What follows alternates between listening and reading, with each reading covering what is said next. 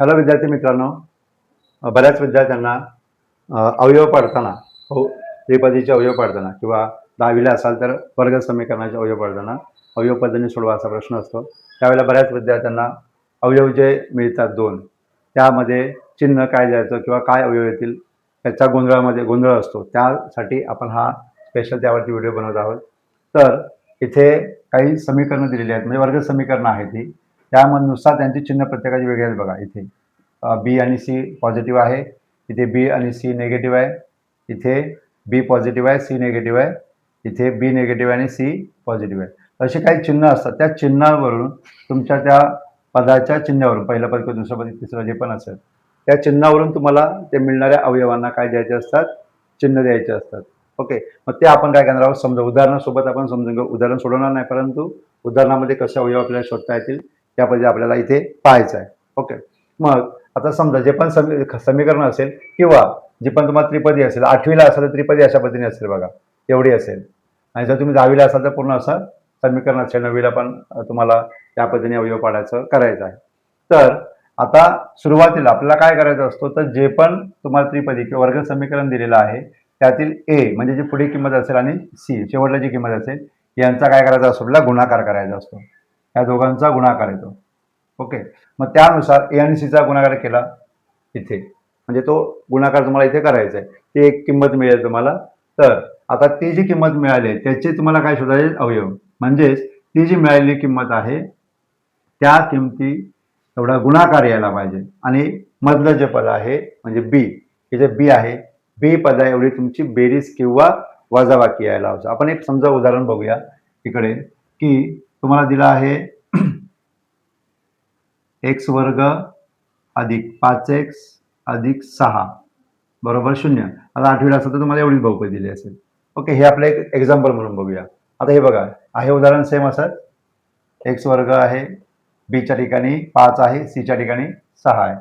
तर या रूलनुसार म्हणजे हा जो आहे दोन्ही पण बी आणि सी हे काय आहेत, पॉझिटिव्ह आहेत. तर लक्षात ठेवा इथे आता आपण जे अवयव घेणार आहे ते एक मानतोय आपण अवयव, त्यानुसार एम हा काय आहे, मोठा अवयव आहे, एन हा लहान अवयव. तर इथले जर दोन्ही पण पॉझिटिव्ह असेल, बी आणि सी म्हणजे दोन्ही पण ठिकाणी धनचिन्ह असेल, तर दोन्ही तुमचे जे अवयव असतात, मोठा अवयव आणि लहान अवयव, ह्या दोन्ही पण काय असतात, पॉझिटिव्ह असतात. म्हणजे मिळणाऱ्या दोन्ही अवयवांना धनचिन्ह असेल. बरोबर. मग तसंच आपण एक उदाहरण घेतले इथे. तर उदाहरणामध्ये आपल्याला काय मिळणार आहे, इथे काहीच नाही म्हणजे एक गुणिले 6 किती असणार आहे, 6. बरोबर. आपल्याला 6चे अवयव शोधायचे आहेत. म्हणजे गुणाकार 6 यायला पाहिजे. आणि काय होणार आहे त्यांची, बघा दोन्ही पण धन आहेत म्हणजे काय होईल, बेरीज. ओके, इथे काय होणार आहे तुमची बेरीज होईल. मग बेरीज किती यायला पाहिजे, 5. बेरीज 5 यायला पाहिजे आणि गुणाकार 6 यायला पाहिजे. म्हणजे अशा दोन अवयव शोधायचे. तर काय 3 दुने 6. बघा 3 दुने 6. मग 3 गुणिले 2. ओके, 3 गुणिले 2 आपण शोधले अवयव. आता रूल काय सांगतो आपला, की जर दोन्ही बी आणि सी दोन्ही पॉझिटिव्ह असतील तर दोन्ही जे पण अवयव मिळतात लहान आणि मोठे त्या दोन्ही अवयवांना धनचिन्ह. म्हणजेच तुमचं 3 पण धन असेल आणि 2 सुद्धा धन असेल. ओके, नंतर मग हे जे दोन तुम्हाला अवयव मिळाले आहेत हे अवयव काय करायचे, तुम्हाला 5च्या ठिकाणी ठेवायचे. एक्स वर्ग अधिक 3x अधिक 2x अधिक 6 असं. नंतर मग 2चा ग्रुप करायचा आणि कॉमन काढायचा. तर ह्याच्या पुढे तुम्हाला माहीत असेल. एक उदाहरण म्हणून तुम्हाला सांगितलं. ओके, आता हे लक्षात आलं. पहिला रूल तुमचा, हे काही नियम आहेत 4. त्यानुसार पहिला काय, दोन्ही पण धन असतील तर दोन्ही अवयवांना जे पण अवयव तुमचे मिळतील त्या दोन्ही अवयवांना धनचिन्ह द्यायचं आहे. आता रूल नंबर 2 हा जरा दुसरा बघूया. समजा बी आणि सी हे दोन्ही ठिकाणी काय आहे, नेगेटिव्ह साईन आहे. दोन्ही ठिकाणी नेगेटिव्ह आहे. म्हणजे एक आपण उदाहरण घेतलं तर काय समजा घेऊया आपण, की 5x वर्ग वजा 22x वजा 15. ओके, असं आहे बरोबर 0 घेऊया. तर आता आपल्याला काय करायचं आहे, पहिला रूल काय सांगतो आपला, की ए आणि सीचा गुणाकार करायचा आहे. म्हणजेच 5 आणि 15 यांचा काय करायचं आहे, तुम्हाला पहिला गुणाकार करायचा आहे. मग 5 15 15 गुणिले 5 किती उत्तर तुमचं, 15 5 75 अधिक वजा वजा. म्हणजे तुम्हाला अवयव कोणाचे शोधायचे आहेत, वजा 15चे. ओके, मग आता जर दोन्ही ठिकाणी रूल काय आहे पहिला बघूया. दोन्ही ठिकाणी जर मायनस चिन्ह असेल तर जे अवयव आहे त्यातील मोठ्या पदाला मायनस असेल, लहान पदाला प्लस असेल. ओके, लक्षात ठेवा, जे दोन अवयव तुमचे मिळणार आहेत त्यातील मोठा जो अवयव असेल त्याला वजा चिन्ह द्यायचं आहे, लहान असेल त्याला काय करायचं आहे, धनचिन्ह द्यायचं आहे. आणि इथे बघा, एकाला प्लस एकाला मायनस झालं म्हणजे इथे काय होईल, तुमची वजाबाकी होणार आहे. इथे तुमचं वजाबाकी होणार आहे. आणि मग आता शोधा, तिथे 75 आहे, 75चे दोन अवयव काय होतील, ज्यांचा गुणाकार केला तर 75 येईल आणि वजाबाकी केली तर किती राहणार आहे, 22. मग त्यानुसार आपले अवयव काय मिळतात आपल्याला, 25 आणि 3, 25 त्रिक 75. आता रूल काय सांगतो आपला, की मोठ्या संख्येला म्हणजे मोठ्या अवयवाला काय द्यायचं, ऋण, म्हणजे वजा 25 आणि धन 3.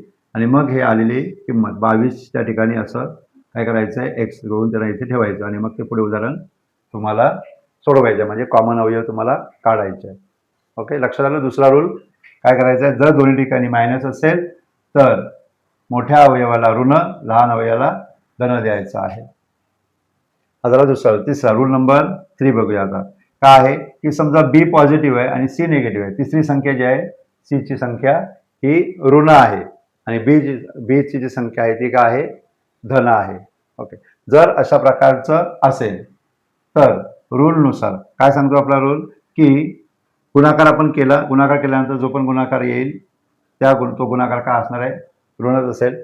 परंतु इथे अवयव शोधताना तुम्हाला काय करायचं आहे, मोठ्या अवयवाला धन आणि लहान अवयवाला ऋण चिन्ह द्यायचं आहे. जो पण मोठा अवयव येईल त्याला धन द्यायचं आहे, लहान अवयवाला ऋण चिन्ह द्यायचं आहे. इथे सुद्धा होणार आहे तुमची वजाबाकी. ओके, काय होणार आहे, वजाबाकी. आता एक उदाहरण आपण बघूया. समजा याचं 2x वर्ग अधिक 25x वजा 13 बरोबर 0. आता बघा काय करायचं आहे, बरोबर उदाहरण आहे, बी धन आहे आणि सी 0 आहे. असं एक उदाहरण घेऊ आपल्याला सहज. आता काय करायचं, पहिल्या दोघांचा गुणाकार करायचा आहे, बरोबर ना. 13 दुने 26,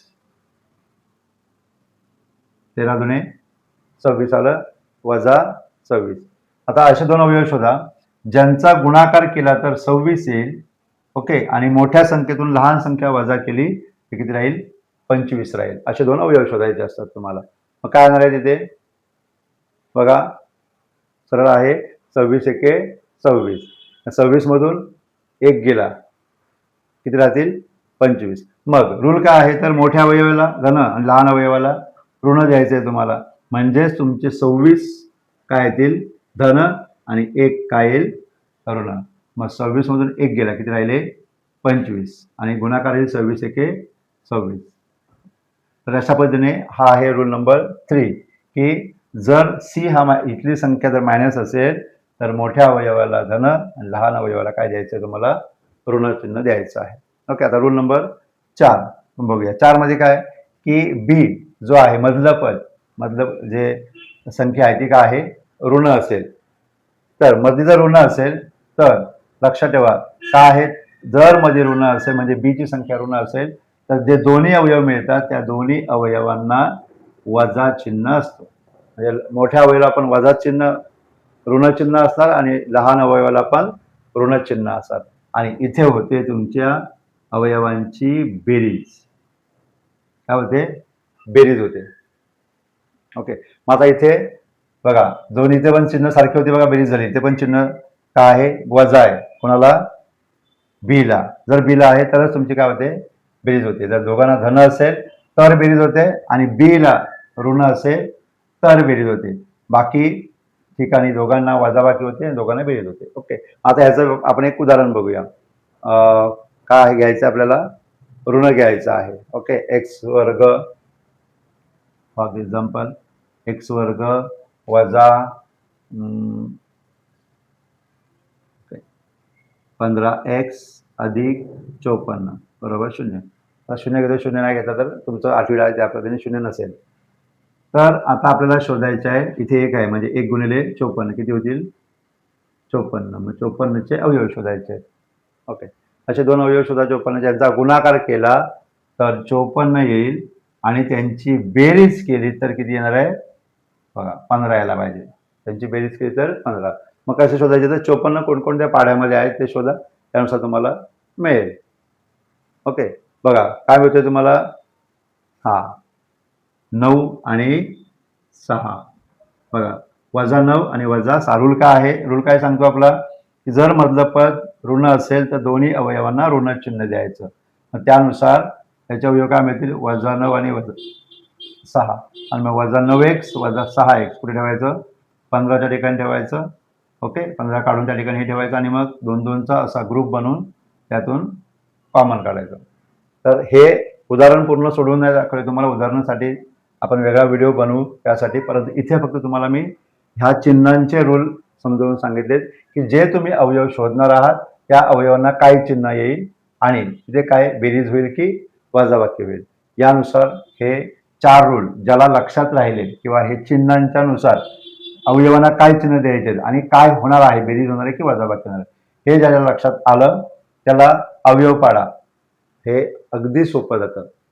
त्या त्रिपदीचा अवयव पाडा 8वीला असू दे किंवा 10वीला तुमचं वर्गात समीकरण असू दे किंवा 9वीला असू दे. ज्याला हे समजले 4 रूल त्याला अवयव पाडा हा सोपा जाणार. तर ह्याच्यावरती काय करा, पुन्हा तुम्ही रिवाइज करा, परत हा व्हिडिओ पहा जेणेकरून तुमच्या लक्षात येईल आणि मग अवयव पाडाची उदाहरणं तुम्ही घेऊ शकता. आता यासाठी उदाहरण कसं सोडवायचं अवयव पद्धतीने याच्यासाठी एक वेगळा व्हिडिओ बनवणार आहे, तो तुम्ही नक्की बघा.